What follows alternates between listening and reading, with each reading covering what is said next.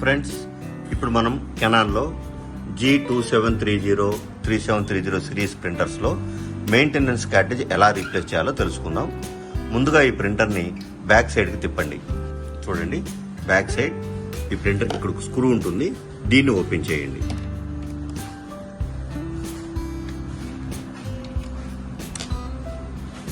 ఇక్కడ ఉన్నటువంటి ప్లేట్ను ఓపెన్ చేయండి. ఇవ్వండి, ఇదే మెయింటెనెన్స్ కార్టేజ్. దీన్ని బయటికి లాగేయండి.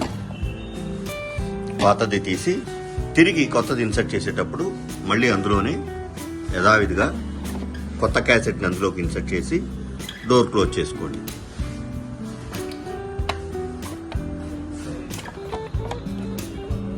ఒకసారి చూడండి, దీనికి ఇక్కడ ఒక చిన్న గాడ్ ఉంటుందండి. ఈ గాడ్ని కరెక్ట్గా ఈ ప్రింటర్ లోపలికి ఇన్సర్ట్ చేయాలి.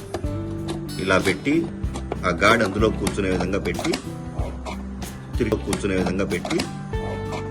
తిరిగి స్క్రూ బిగించేయండి.